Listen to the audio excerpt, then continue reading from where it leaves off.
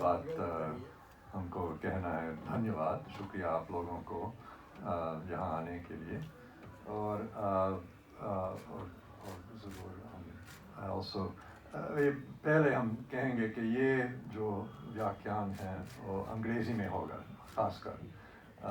मेरी हिंदी तो आती है लेकिन बहुत तेज़ नहीं है, तो अगर मैं हिंदी पूरा कोशिश इसको भाषण या व्याख्यान देने की कोशिश करते हैं तो बड़ी तकलीफ हो गई आप लोगों के लिए और मेरे लिए भी। तो first I would say thank you to all of you and also to everybody on the dais, to Colonel Saab, Kailash ji, Kavi ji, Dhanva, and our other guests, Tarun and Ajit. It's an honor to be here. I also thank the Chintaharan Memorial Trust, and I, of course, am very grateful to the Sri Sitaram Ashram Trust, of course, where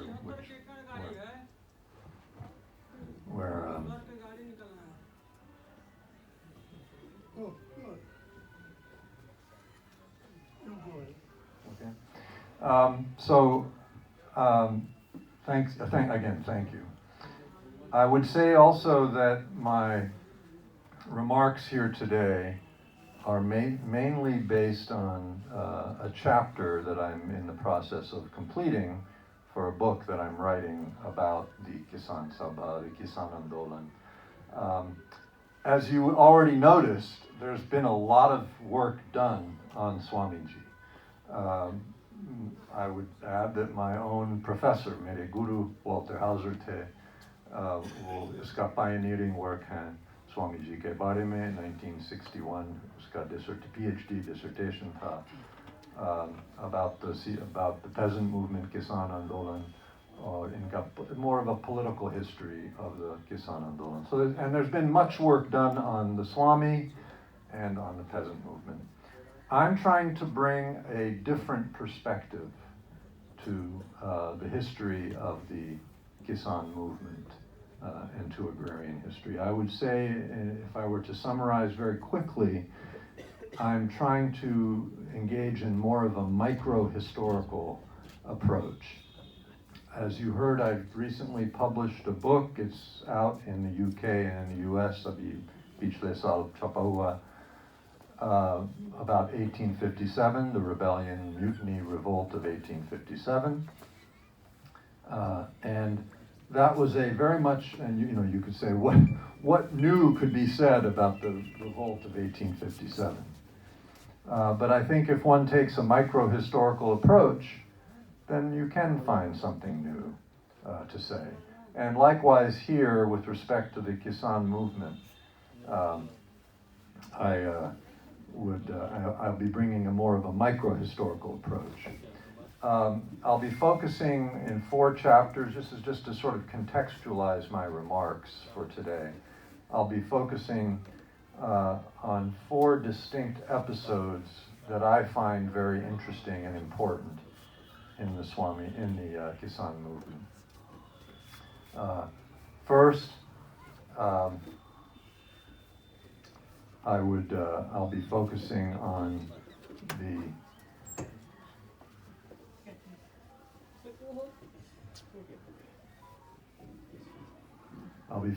on Rahul Sankrityayan, Baba Nagarjun, and also one other Sahityakar whose name is probably not familiar to you. The name is Mahant Dhanraj Puri. And the area that I'll be focusing on is the area of Saran district and Champaran district in 1938-39. So this lecture focused on Sahityakar or Sahityakar ka Yogdan ya Bhumika. And the original title, I will remind you, was Yogdan. The title has been reported as Bhumika, but working with the idea of Yogdan, it's very similar. that material really comes out of this first chapter. So I'll be speaking from the first chapter. I should also add very briefly, and then I'll get into my talk, that in addition to writing the microhistory of these 4 episodes, and there are 3 others that I won't burden you with, but they take us, those 3 other chapters take us right to the death of Swamiji in 1950, and his internment in the Samadhi, where he took Samadhi at the ashram. I'll also be describing the ashram, the Sitaram ashram, to some extent. I think there's a need for a history of the ashram itself, which hasn't really been fully appreciated. Both the ashram as it was established in the 1920s with the donation of Sitaram Das and the creation of the trust, but also its subsequent history and its evolution into the nerve center of the Kisan Sabha, and then after Swamiji's death and the condition of the ashram and how it changed, and then how it's recently been rejuvenated. So I will say that the trust itself will be a part of that history. I'm also interested in the subsequent history of the records, the archive of the ashram.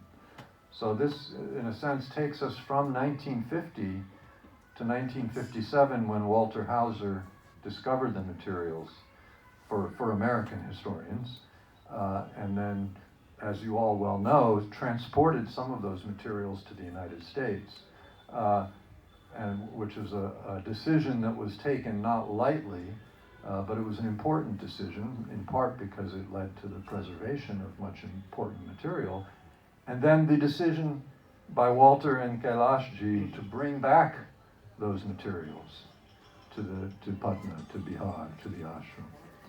And it's those materials that I'm working in today. I never had a chance, when I was a student of Walter Hauser, to see those materials. This is the first time that I've been able to actually investigate those materials. Okay, so to begin, let me say that there are several ways one can approach the idea of the contribution of the Sahityakar ka Yogdan. First, there's an obvious approach, which is how did the Sahityakars themselves physically take part in the Kisan Andolan? We've already heard a little bit about that with respect to the Sonpur School of Politics in 1938, when there were many renowned figures, including Benipuri and others, and Nagarjuna himself, just returned from Sri Lanka, from Ceylon, from his monastic studies. So that's an important kind of contribution, their physical involvement of people like Rahul and Brahmbriksh Benipuri and Nagarjuna. And I would add to this list, there are many others, but also Mahant Dhanraj Puri. I'm just curious, how many people here have heard of Mahant Dhanraj Puri as a Sahityakar? Apas mein koi kabhi suna hai unka naam? One, acha.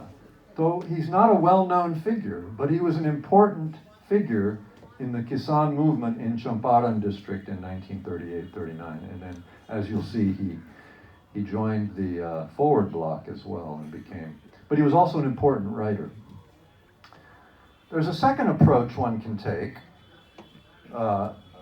towards the contribution of writers, literateurs to the peasant movement. And that second approach would be to think about how their writing, the actual kavya or upanyas or katha, how the literary output of the Sahityakar contributed to a broader public awareness of the struggles of the Kisans. And of course, this expands the idea of the movement, the Andolan, not simply to the 1920s and 30s, but a much longer time frame, right? And here we can then include writers like we've already mentioned, Renu, Dinkar, Premchand, and others, many others, who have contributed to a greater awakening and an understanding among the broader public about agrarian conditions, peasant life, peasant movements, etc. A third approach to this question of Sahityakar ka Yogdan revolves around the question of who was a writer? Who do we count as a writer? Usually it's figures like Nagarjuna or Rahul or Premchand or Renu or even Dhanraj Puri. But the Swami himself was an important writer. Swamiji, Swami Sahajanand Saraswati. B.B. Mishra, the famous historian, was involved in the Kisan movement in Saran district. During the Amwadi Satyagraha that was already mentioned, he was an important contributor as the general secretary of the Chapra Kisan Sabha. And it was his efforts in particular that publicized the Amwadi encounter of Rahul and Rahul's assault, the assault on Rahul by the landlords Mahavat in 1939 on February 24th. It was B.B. Mishra who wrote up all the press releases and sent them to Janta, to Amrita Bazar Patrika, to Hunkar, and even from there to other bigger English language dailies. In fact, so these are writers as well, and so we can maybe expand the category of who constitutes a writer. A fourth approach is to ask how the direct participation in the Kisan movement influenced the writers themselves. So this turns around the idea of Yogdan. The idea of Yogdan in the title is the writer's influence and contribution to Kisan Andolan. Lekin ye idea is that what's the Kisan Andolan's contribution to the writers and their oeuvre, their work. And here I think Nagarjuna and Rahul and Dhanraj Puri perhaps are particularly important, but especially Nagarjuna and Rahul, because they were directly physically involved in the activism, at least in Saran and Champaran. A fifth approach would be to reflect on, and this is a more abstract and more meta-theoretical question, on whether the interests that stimulated the literary output of our writers also shaped their physical involvement in the movement. In other words, I would ask, why did our Sahityakars, particularly Rahul and Nagarjuna, in the context of Saran and Champaran, why did they choose to involve themselves in the Kisan Andolan in the way that they did? And that's a bigger question that tries to get inside the head, inside the dimag, the brains, and the thoughts and the world of the writers themselves. And I think we, in the case of these writers, I think we have some access, in part because of the records that Kailashji brought back, the Walter Hauser materials of the ashram that I'm now actually going through. And it's a fascinating body of letters and reports, and it's, it'll be wonderful when this is all digitized and made available to everyone. So I propose to address all of these questions in my short time before you, and I'm already taking too long, so I'll probably have to speed up or cut here and there. But I'm mostly drawing on the Saran and Champaran districts, and also I would say that my own interests in microhistory make me gravitate towards the last definition that I just described, getting inside the heads of these writers to see how it shaped their own involvement in the Kisan Andolan. And also the first, that is, what was their involvement? We know the basics. For some reason, we've come to know certain things, or common knowledge about Rahul at Amwadi and Nagarjun at Sonpur, and Nagarjun was also at Amwari, and they both get arrested. We know basic things, but we don't know a lot up till now, I think. And so I'll be thinking about that. Okay. You all know the history of the Kisan Andolan. I won't spend much time on recounting the sort of general context of the Kisan Andolan. Aapko malum hoga is sabke baare mein. But I would just say that the history of the Kisan movement, the Kisan Sabha movement, was first told by Swami Sahajanand Saraswati himself. And especially in his memoir, Mera Jivan Sangharsh, which was published after his death in 1952. And we should ask, with any memoir, one has to think about why is he telling us the things he's telling us in a particular way he's telling us those things? And also, why was it after his life that it was published? Why not during, he wrote most of it by 1942, it was complete.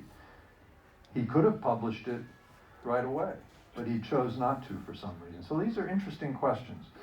I would say also, that Mera Jivan Sangharsh has been republished many times in Hindi. It was first translated into English by Walter Hauser and Kailash Jha, the academic edition as well as a popular edition. So the general contours of the Swami's leadership of the Kisan Sabha is well known. And likewise, with Walter's PhD thesis, the political nature of the movement, the dimensions of the movement, particularly the struggle between the Kisan Sabha and the Congress and the left, and the sort of alphabet soup of movements and parties on the left, whether the Congress Socialists or the Communist Party or the HSRA, the Hindustan Socialist Republican Association, and the Forward Bloc. We know from Walter's work, we have a pretty good sense of that pioneering dissertation. And then, of course, much has been written since then as well.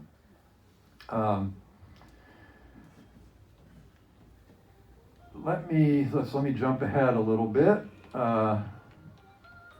because some of this you already know, and I'm already behind in my remarks, and I don't want to keep you here too long. And there's more to be said. It's also well known that Swamiji in 1939 by 1939 he was also himself gravitating toward the left, and he was being influenced heavily by both Congress Socialists as well as members of the Communist Party of India and Bihar, which was formed in 1939. Members who were there included and it was formed at Mongir on the strength of Karyanand Sharma's work in Baragiatal. I think the date was October 1939. Bibi Mishra was also there. Bibi Mishra, the name might be familiar, should be familiar to you, because not only was he secretary of the Kisan Sabha in Chhapra in 1939, but he became a prominent historian. He taught at Patna University, Delhi University. He did his PhD in London. And he was also briefly in the early 1950s the director of the Bihar State Archives. So it's, he's an important figure. But anyway, the 39 was the creation of the the Communist Party of Bihar. And then also in 1939, the Forward Bloc. And of course, it's well known that the Swami and Subhash Chandra Bose joined forces and were opposing what they termed the imperialist war. And because of that, Swamiji, along with many others, was imprisoned in April of 1940 in Hazaribagh Central Jail. And of course, famously, when Nazi Germany when Hitler in his wisdom decided to invade the Soviet Union in June of 1941, a moment that's remembered as Operation Barbarossa, this event prompted the communist, the left in general, but especially the Communist Party high command, to decide to question whether they should rethink their characterization, their understanding of World War II as an imperialist war. And of course, very famously, by the end of 1941, the beginning of 1942, the left and the communists, not the Congress Socialists, but most on the left, had done an about-face and declared it a people's war. And as a result, Swamiji and many others were released from prison. Okay. Also in prison with the Swami, it was, of course, the great polymath and Buddhist Rahul Sankrityayan, and this is of course known to many of you. I almost feel ridiculous telling you all this because you know all this.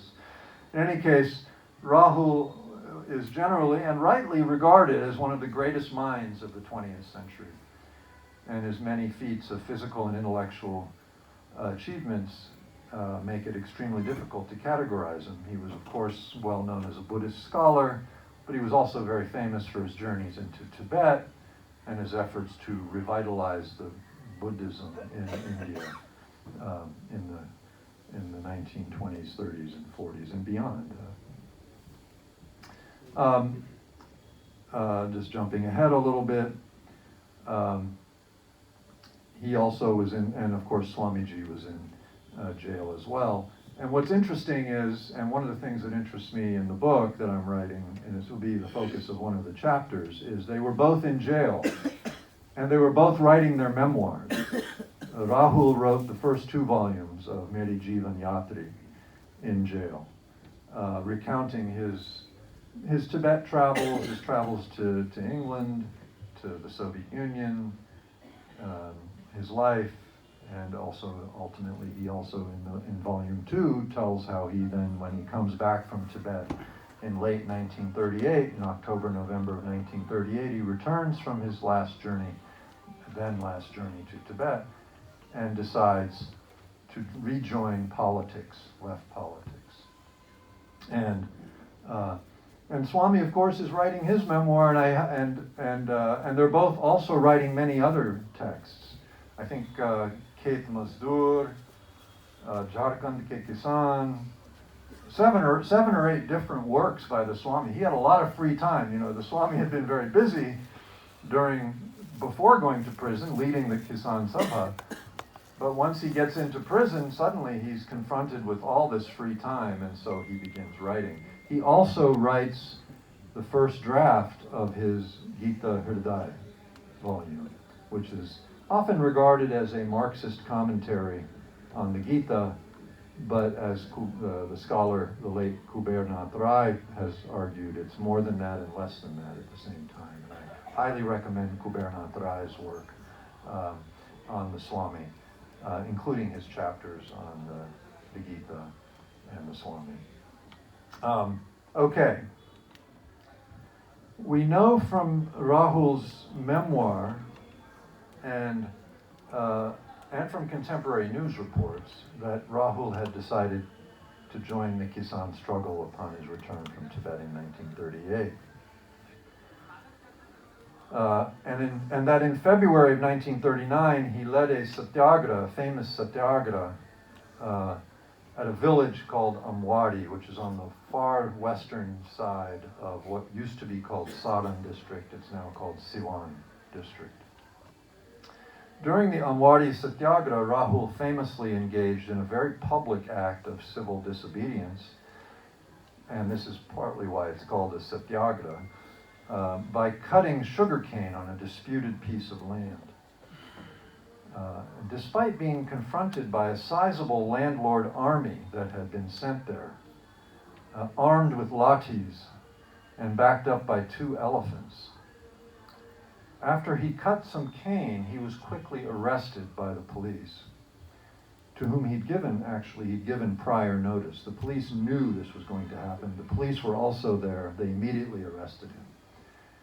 At the same time, roughly simultaneously, the Mahavat, the landlord's Mahavat, the elephant keeper and driver, assaulted Rahul and hit him over the head with the lathi. And of course it was a serious wound and there was much blood. And there was much discussion in the records about which event happened first. Was the arrest first or did the Mahavat attack Rahul first? And if the arrest was first, then it was the police's responsibility to protect the body of Rahul. And so Rahul insisted that it was the arrest happened first, and then the Mahavat came. And the police, of course, argued otherwise. And they went back and forth, both in official reports as well as in the press. And Bibi Mishra, again, was very diligent in insisting, making sure that the news of the arrest, the assault, Rahul then mounts a hunger strike in prison to demand better treatment for political prisoners, amongst whom should be included many of the ordinary Sadharan Vyakti Kisan, not just the big leaders, but everyone, all the Kisans arrested should be treated as political prisoners. And so Bibi Mishra made sure that this news was going out, that this great scholar, this great Tibetologist, an explorer and Buddhist and a devotee of nonviolence, was being so badly treated by the British administration. And, this information reached far and wide.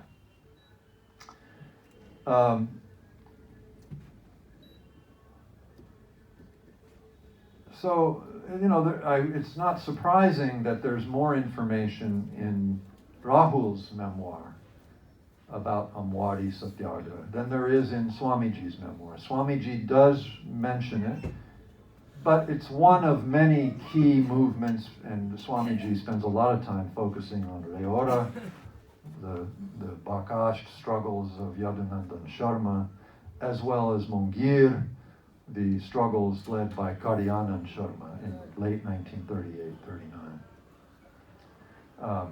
So Swamiji does mention Amwari, and he mentions Rahul as a very key figure. He also mentions one Ram Briksh, but it's not Ram Briksh Benipuri, it's Brahmachari Ram Briksh, or Ram Briksh Brahmachari, a different Ram Briksh, who comes from Sabalpur, near Hajipur, Sonpur area. And actually next week, Talasji and I will go to Siwan and try and find some of these places to see. Because we both believe firmly in the importance of actually visiting physically the places that you're writing about, because you never know what interesting information you might find. So, we know quite a bit about Rahul after this event, of course, because of his memoir, but we also know from the memoir an important detail, which is that at Amwari was also his erstwhile Chela, Nagarjun. Nagarjun, as was mentioned earlier, Nagarjun considered Swamiji his political guru, and he actually makes this point in a letter that he writes to Swami in 1943. He announces, it's a very strange letter in many ways. It's after a long period of silence, some Nagarjun sort of disappears, but he writes to the Swami, "You are my political guru." But Rahul had been his spiritual guru, you could say, his Buddhist guru. It was Rahul who inspired Nagarjun to take up the robe of the bhikshu and to go to Ceylon, now Sri Lanka, to study at the Vidyalankar Parivena in Kelania near Colombo. So we learn that Nagarjun was also at Amwari, and that he also gets arrested. We get a few more details. But in general, the biographical details about Nagarjun are very difficult to locate. Nagarjun always said, if you want to know about my life, to mera kavya padho, read my poetry. He was very reluctant in many ways to go and, he didn't like, he was Nagarjun, Baba Nagarjun. He was kind of always moving around and didn't want to get pinned down, you could say. So the details of his life have always been a little bit sketchy, I would say, as a historian. It's a little frustrating. Why didn't he write a memoir, you always wonder. And he says, well, I did write a memoir, read my kavya, right? Well, However, in 2022, just 3 or 4 years ago, 2 books came out, biographical memoirs, we could call them, not by Nagarjuna, but one by his son, Shobhakant, and the other by a sort of devotee, you could say, or an admirer, named Taranand Viyogi. And these are both published from Rajkamal Prakashan.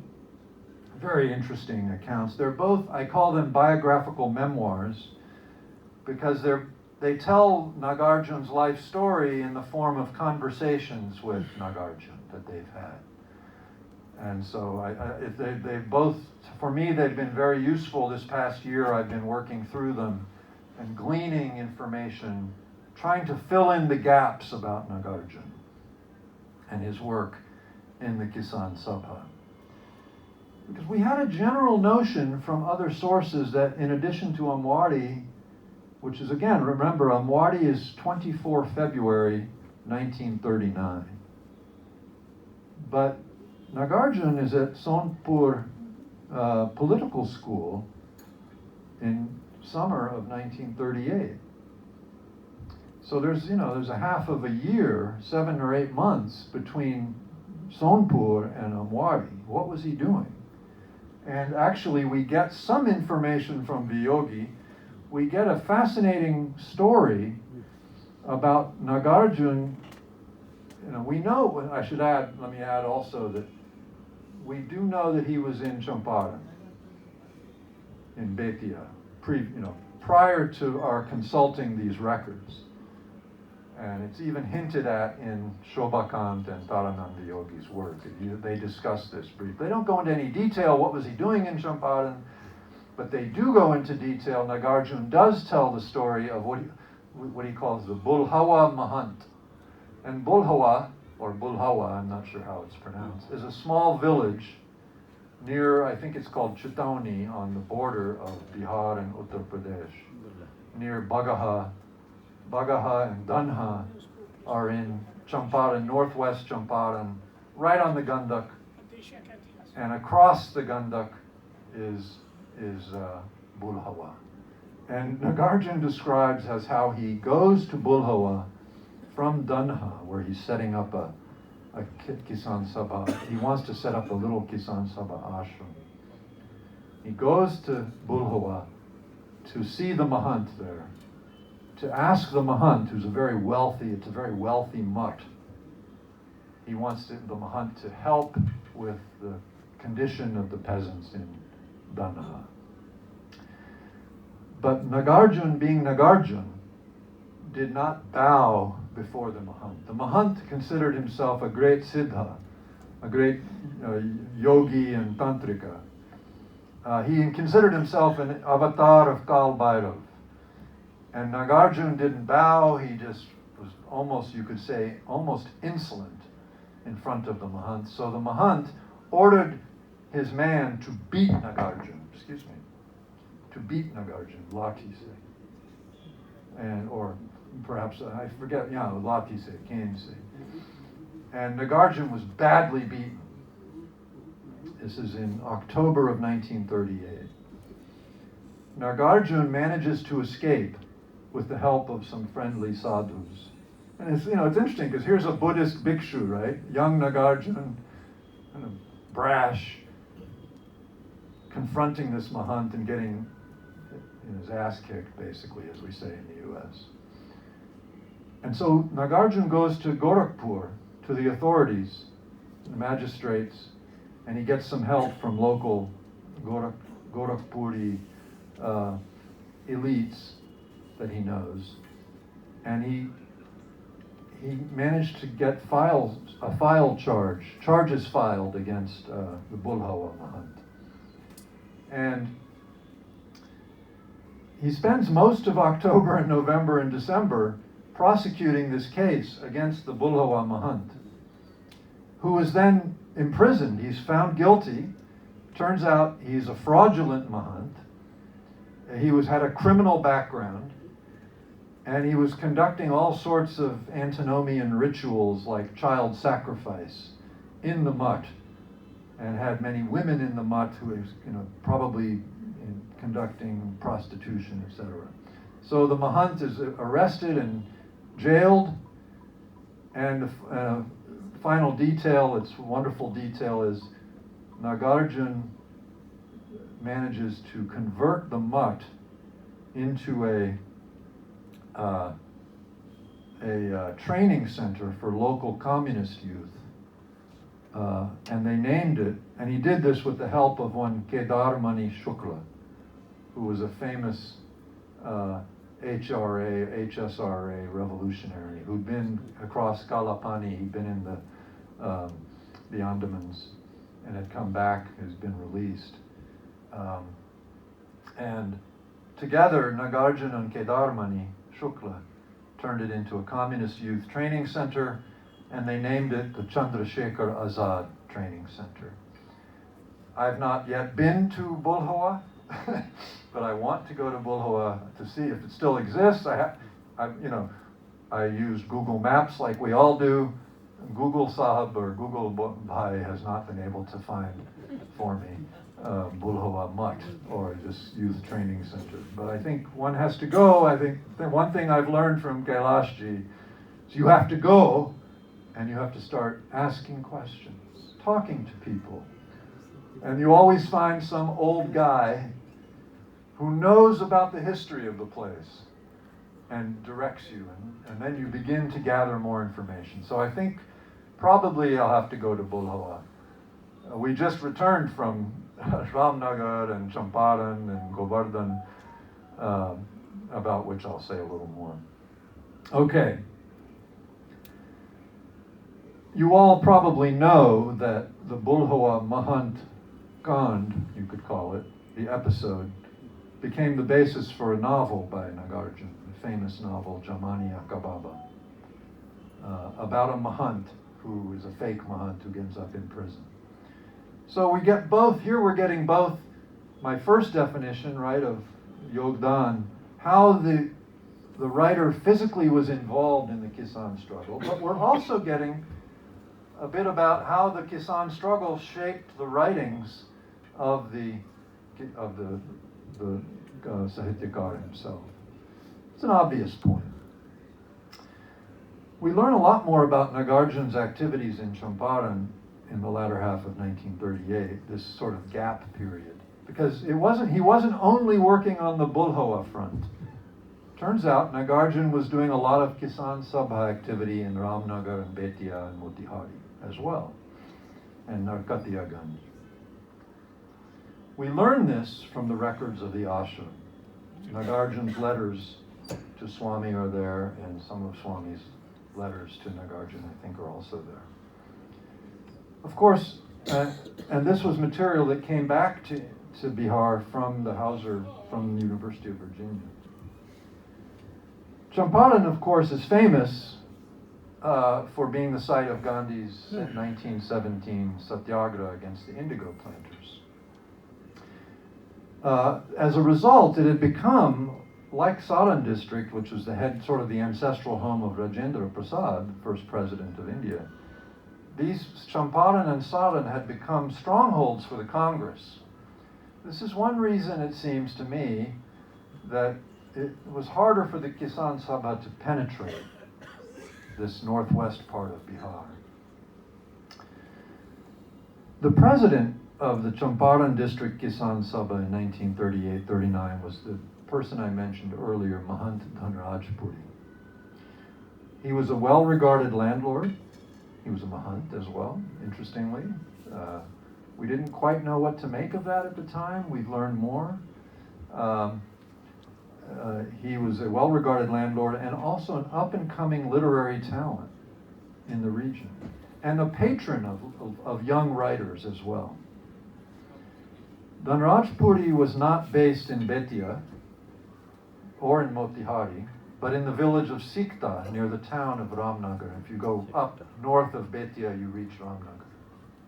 It's about 25 miles south of the border of Nepal, which is where what used to be called Bhansalotan Forest and now is called Valmiki Tiger Preserve.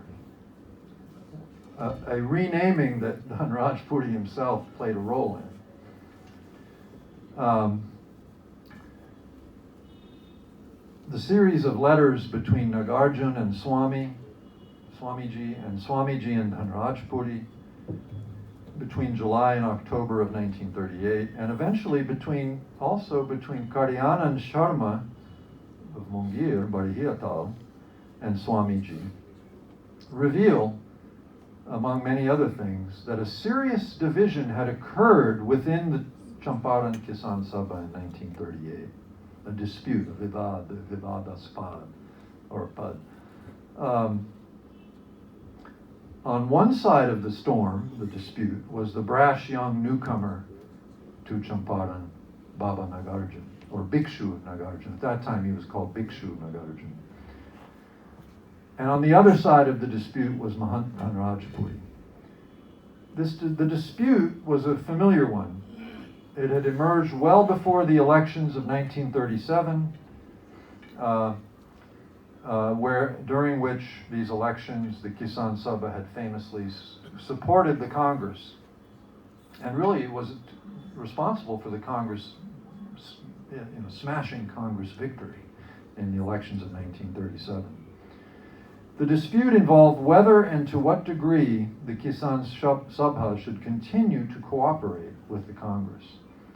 The growing tension between the two organizations was due to the strong zamindar and zamindari influence in Congress, as opposed to the increasingly radical Kisan Mazdoor orientation of the Kisan Sabha. And of course the palpable sense that by mid-1938, the Congress was not living up to the promises it had made during the campaign, the election campaign in 1937. And Champaran sort of offers a nice microcosm of this conflict, this burgeoning tension. In Champaran, the increasingly fragile relationship between the Kisan Sabha and Congress took a turn for the worse in July of that year, when a local Kisan leader in the village that is now known as Bilaspur was then known as Bela, which is just to the southwest edge of Ramnagar. This local Kisan leader, whose name was Gulli Sao Gupt in Bela, alleged that he and his family were being victimized and physically assaulted by the local landlord, one Balaram Rai, who had recently become the head of the Congress organization in Ramnagar. The reasons for the conflict were multiple and overlapping. Gulli Sao Gupta resided on land owned by the landlord and had for some time been raising his voice against Begadi. And he was also trying to set up a local Kisan Sabha office in the village. He also got a very inflammatory piece, a news item published in the Janta. I believe it's Rambrix Benipuri, who was the editor of Janta. Yeah. And this piece that he managed to get published in Janta was really, didn't say very nice things about Balaram Rai. And further aggravating the situation was the fact that Gulli Sao himself, the Kisan, had previously been the leading Congress activist in the region, in Bela, Bilaspur, during the Salt Satyagraha of the early 30s. But his position in the Congress had been eclipsed by Balaram Rai just before the 1937 election. So as a result, Gulli Sao decided to join the Kisan Sabha. The Bela Khand, as it came to be known,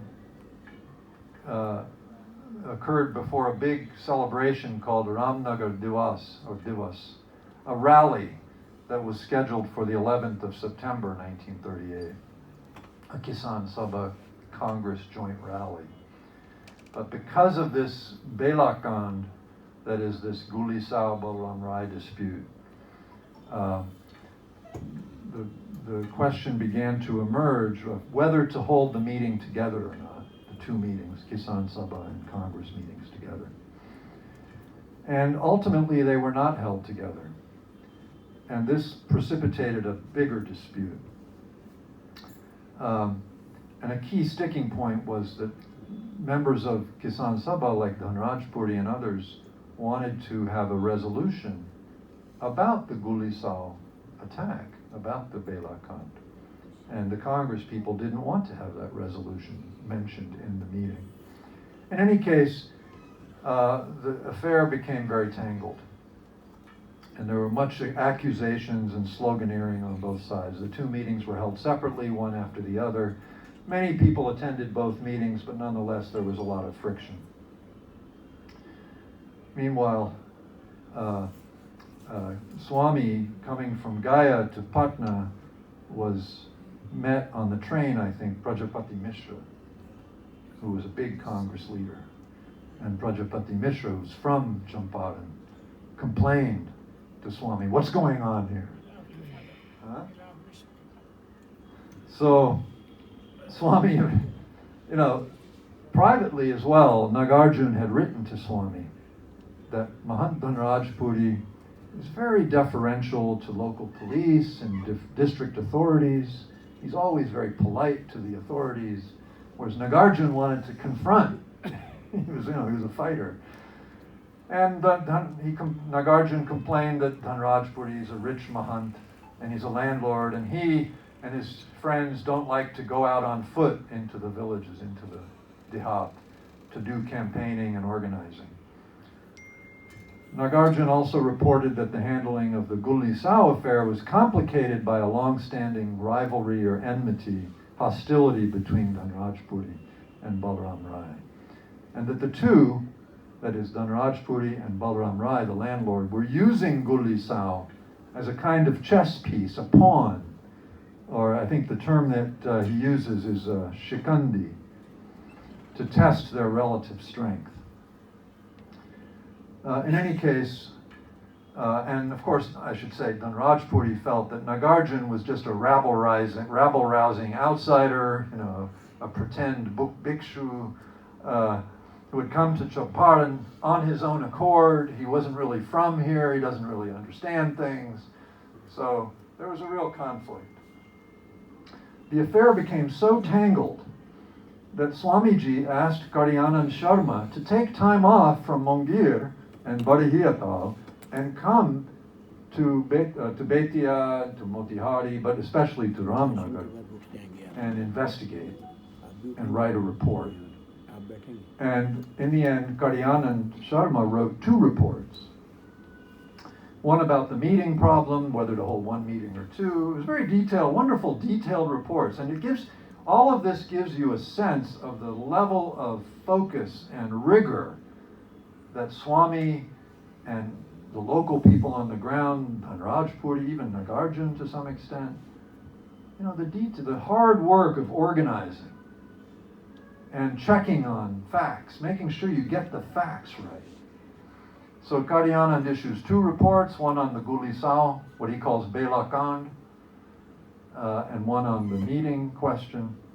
And interestingly, he concluded his first report with a note about the inexperience of the local Kisan Sabha volunteers in Champaran, and how the Congress leaders, much more sophisticated Congress leaders, were taking advantage of the innocence, the sort of naivete of the Kisan Sabhaites.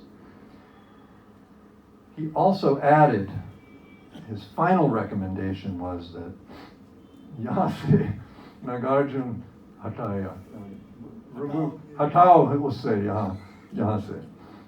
In other words, remove Nagarjuna from this place. No work can be accomplished by Nagarjuna's presence here.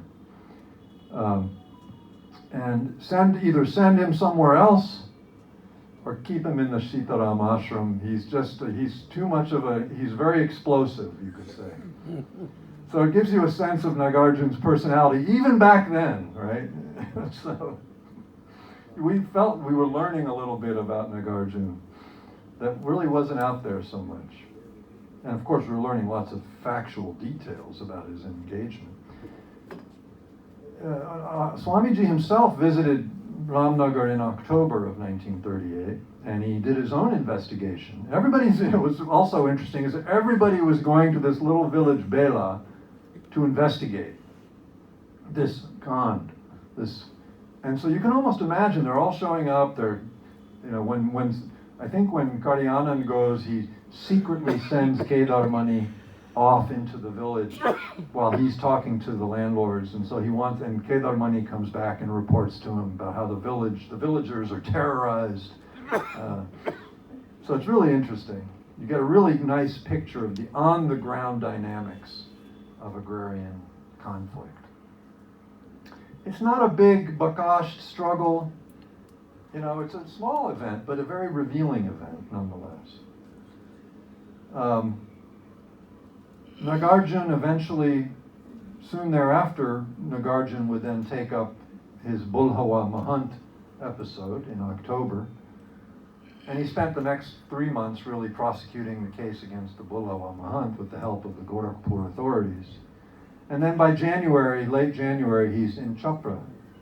He's with Rahul. Rahul has come to Chhapra to mount his own satyagraha.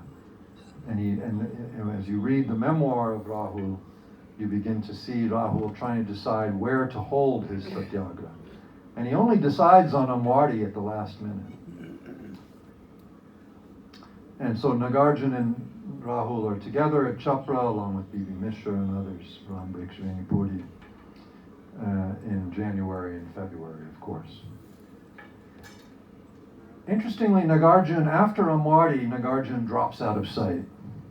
According to Viyogi and Shobhakant, the whereabouts of his imprisonment eventually became known to his father, and Nagarjun had a famously bad relationship with his father, as you probably know.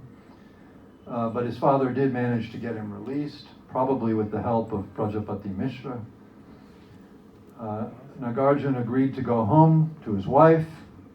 Eventually, he and his wife ended up escaping from what they regard as the cultural and social constraints of Mithila.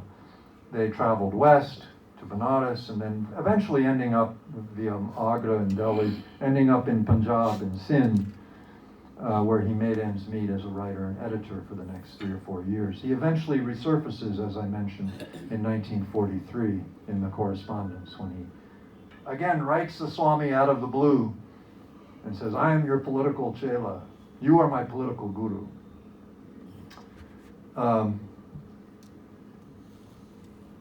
Rahul, of course, remained active in Bihar politics. He joined in the creation of Bihar Communist Party in 1939, and then he returned to prison soon thereafter. He was released with Swami in 42, etc. We have an excellent record of his movements, of course, and his thoughts. He wrote prolifically, prodigiously, and his numerous linguistic, theoretical, and philosophical treatises offer us ample ground for scholarly reflection on his ideas about Buddhism, about Marxism, about atheism, travel, language, culture, and religion. And many historians have done beautiful work on this range of issues. I'm especially familiar with Maya Joshi's work, for example. But there are many others. Chudal, I believe, is another who's done some work on Rahul and his nationalism, as a cultural nationalist. But what about Mahant Dhanraj Puri? I mentioned that he's a Sahityakar. Unlike Rahul and Nagarjun, Dhanraj Puri's fame did not long survive his death in 1976 at age 73. He's remembered mostly in and around Ramnagar, if at all. Some news stories have appeared in the Hindi press in recent years that celebrate his memory. Mostly his political activism, especially his connection to Subhash Chandra Bose and the Forward Bloc, and especially in that context, the fact that Subhash Chandra Bose, when he escaped from Calcutta in 1941, I think it was, he actually, one of the places that he hid out was in the house of Dhanraj Puri in Sikta. These news stories also mention Dhanraj Puri's largely unappreciated literary contributions, including his patronage of young writers, as well as his work on the question of the location of the Valmiki ashram, which resulted in the renaming of the Bhansavatam forest. His writings are very hard to find today, and if any of you do have or know of some of the whereabouts of his books or poems, I'd be delighted to hear from you. Happily, there was a dissertation written from Bihar University in the 1990s about him by one Shiv Shankar Singh, and which organizes his wide-ranging literary output into 4 or 5 genres. Prose fiction first, in the form of short stories. He also wrote a novel, Aviral Ansu, which apparently is no longer available. It's lost. But many short stories. His most famous collection is called Lieutenant, which focuses on his encounter with the forward bloc and Subhash Chandra Bose.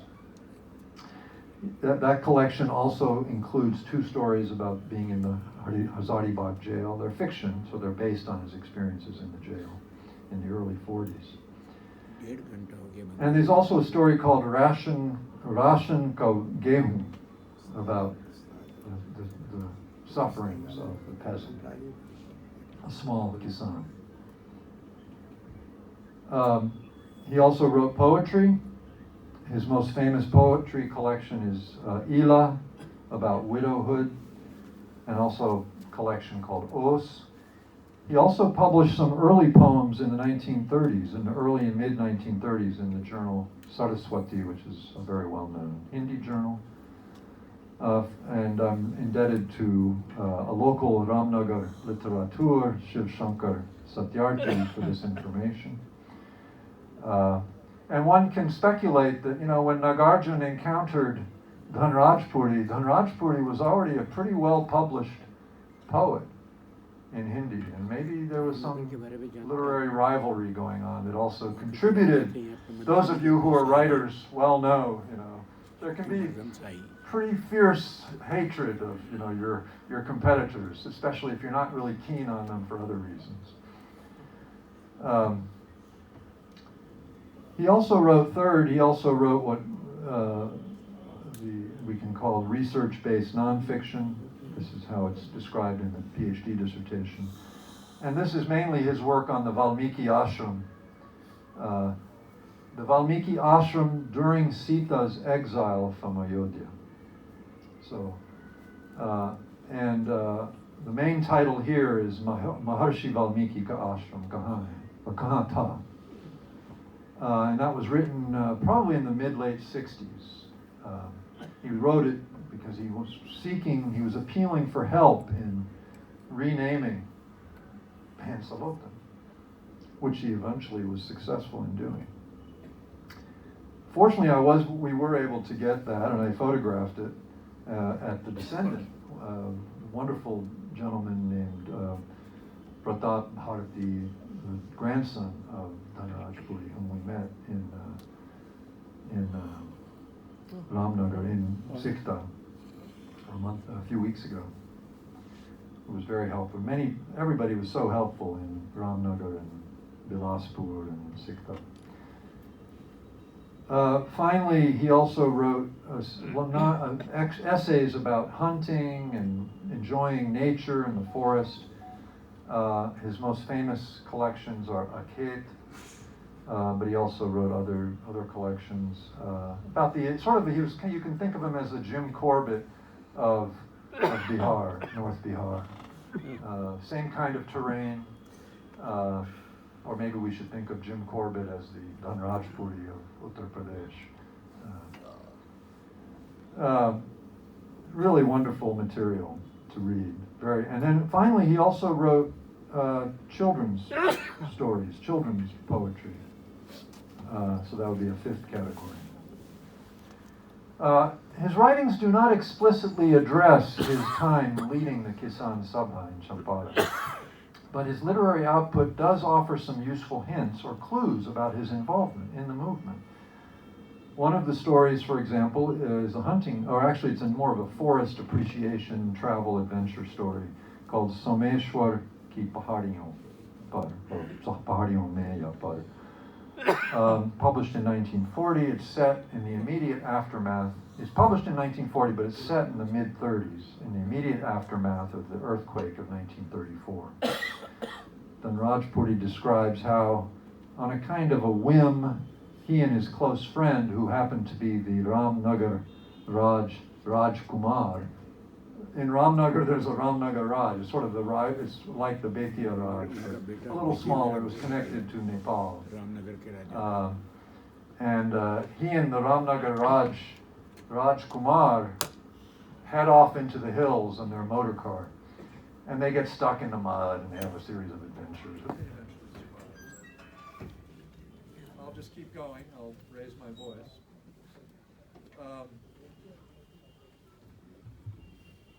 At first glance, this doesn't tell us much about the Kisan politics, but you'll remember that during the dispute about the Ramnagar Divas and the meetings issue, one allegation made during those troubles in 1938 was that the Kisan Sabha or the Congress, depending on who was making the allegation, was in league with the Ramnagar Raj. Now, if nothing else, this story at least lends some circumstantial credence to one of the allegations. That said, we should not conclude from this detail that Dhanrajpuri was somehow betraying the interests of the very Kisans on whose behalf he claimed to fight.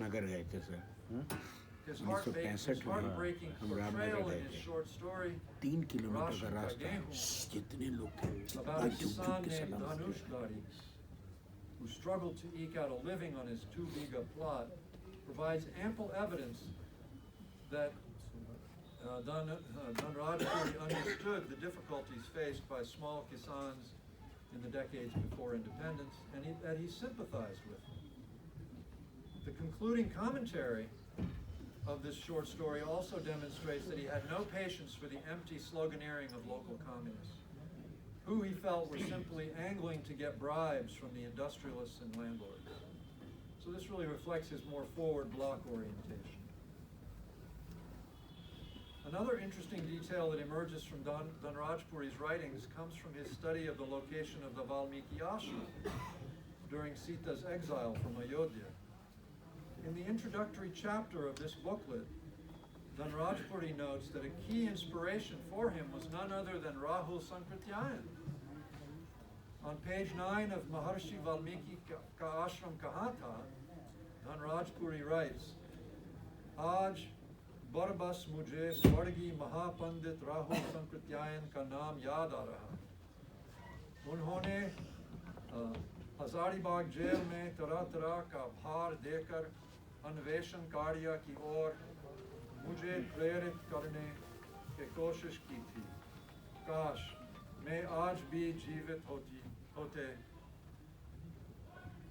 वे आज भी जीवित होते मुझे कितना बल मिलता। In other words, he was inspired by the late great scholar Rahul Sankrityayan, who tried to inspire Dhanrajpuri to pursue research in the jail. Dhanrajpuri doesn't really elaborate beyond this, so we don't know what investigative research tasks that Rahul had set for him. But one can conclude that Rahul's own fascination with India's ancient Buddhist past and his lifelong efforts to uncover and bring that past to the public was part of what inspired Dhanrajpuri to explore, uncover, and publicize heretofore forgotten truths about India's ancient Hindu past. Now, it may seem that we're rather far afield from the landlord-peasant conflicts that marked the Kisan struggles of the early and mid-20th century. However, I would argue that the Valmiki ashram question is fundamentally the concern of agrarian history, but simply along a much longer time frame.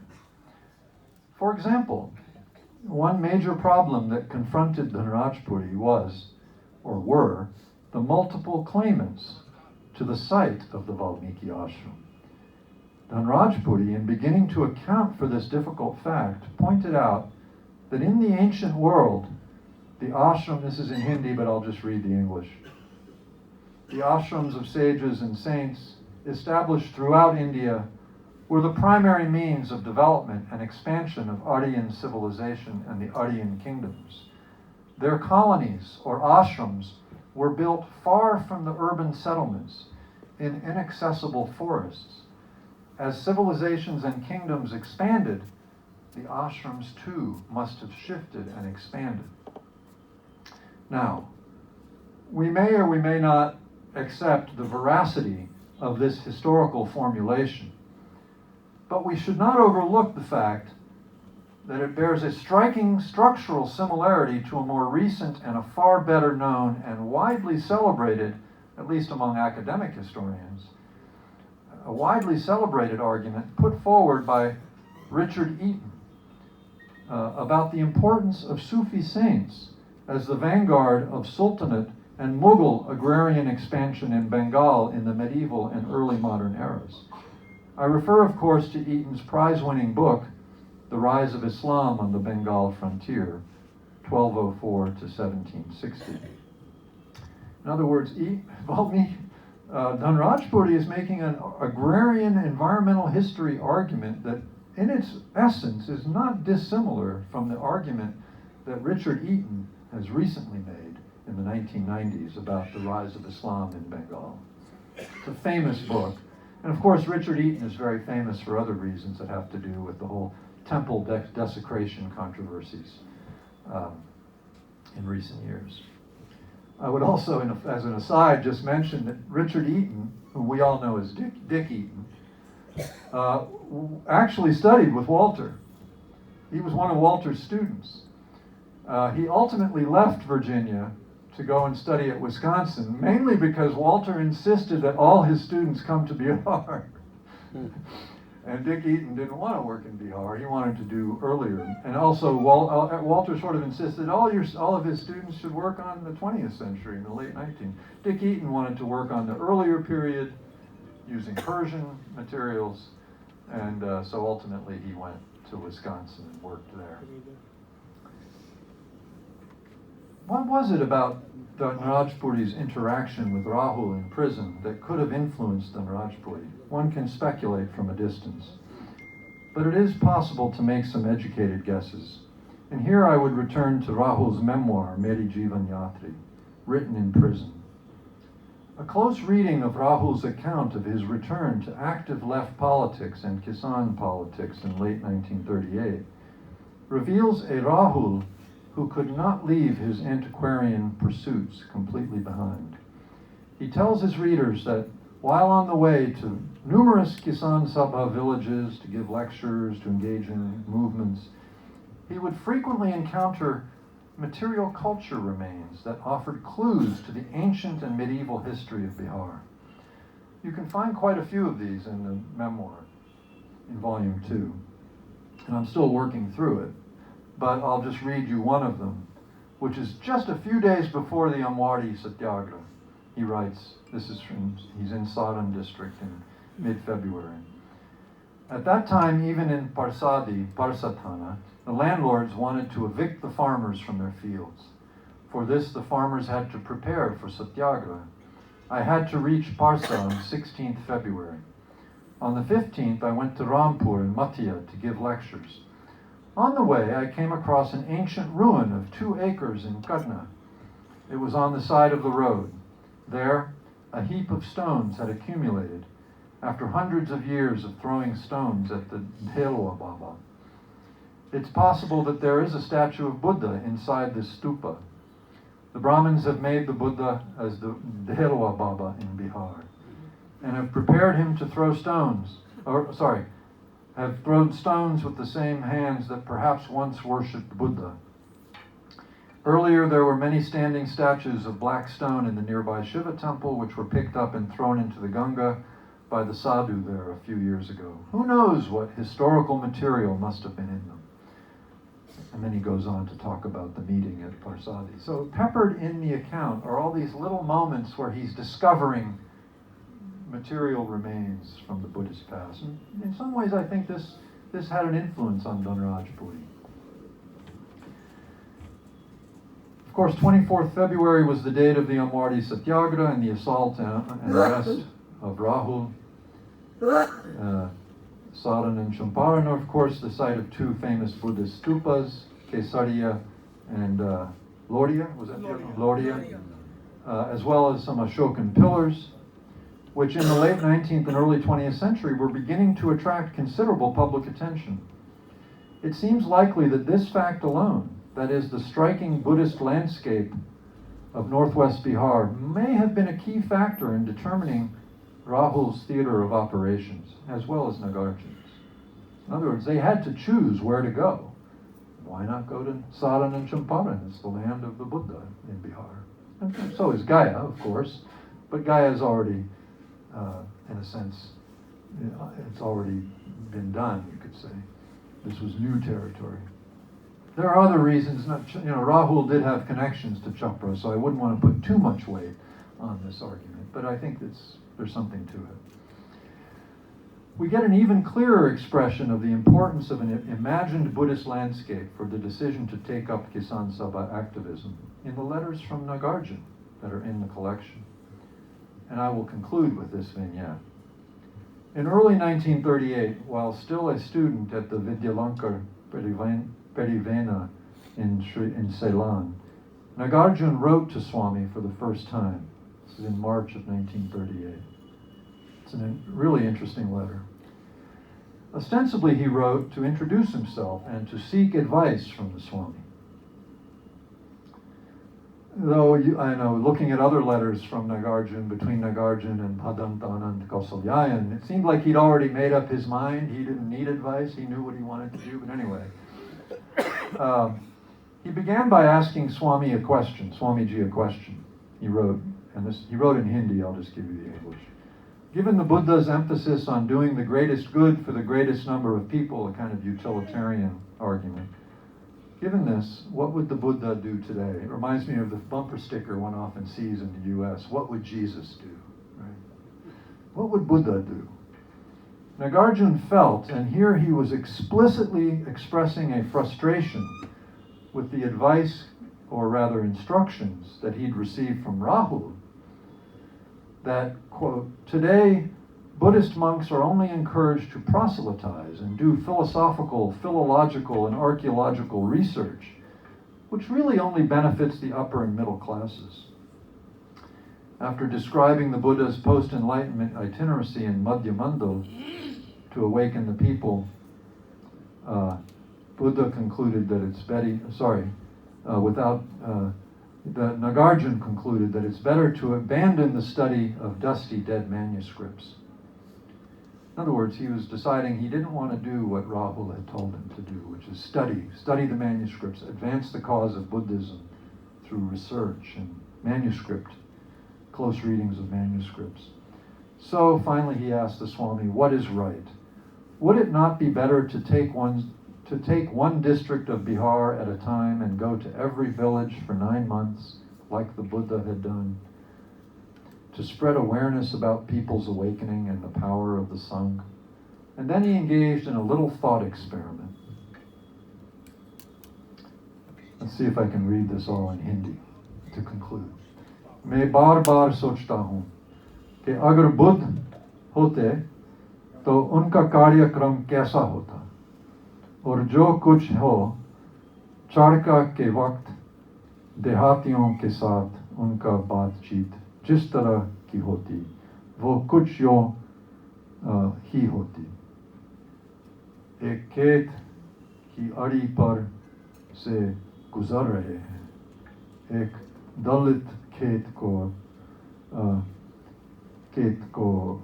कोड़ रहा है। इसने बाबा को प्रणाम किया, that's the Dalit. इसने बाबा को प्रणाम किया और जरा पास आया, तो बुद्ध पूछते हैं, कहो भाई, मस्त हो ना? नहीं बाबा, मस्त कैसे रही? हमनी के गरीब गुरबा जी, he's speaking in Bhojpuri presumably, हमनी के मस्ती कैसे? तो क्यों भाई, तुम्हारे इन खेतों में अनाज नहीं होती? आदि बस इसी तरह पूछते पूछते अपना अलग उस अपार दौलत के हृदय में जगाकर आगे बढ़ते। जमींदारों को जाकर माल नहीं उड़ाते, मधुकरी पर मुठिया मांग कर आधा पेट खाकर रहने वाले किसानों से चुटकी चुटकी भर सत्तू मांग कर पाते। ज़्यादा क्या लिखूं, आप भी तो एक फक्कर ही है ना, और बुद्ध फक्कर थे तो मैं भी अपने को बुद्ध पुत्र समझाने वाला मैं भी क्यों ना फक्कर बनूं. And this reminds a little bit of Rahul with his wandering Gomakar Shastra. And I apologize for my Hindi, kind of clumsy, but nevertheless, there it is. न केवल बुद्ध बल्कि मार्क्स और डार्विन, ये सब ही हमारे प्रातः स्मरणीय हैं. Buddha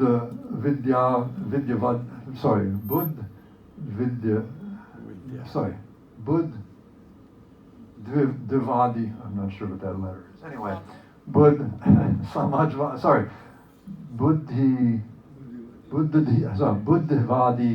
the Buddhist Buddha, Samajvadi Marx और विकासवादी डार्विन, इन तीनों के बातों की मिक्सचर देहातियों को पिलाना, बस यही होगा मेरा चाणक्य का उद्देश्य. And then of course I hope you all understood the gist of that. He basically saying, well, I think why not? This is what the Buddha would do. I'll do the same thing, right? And then he concludes this section of his letter to the Swami saying, "Kyun, theek hota na?" And so I thank you very much for listening. I'll leave it at that.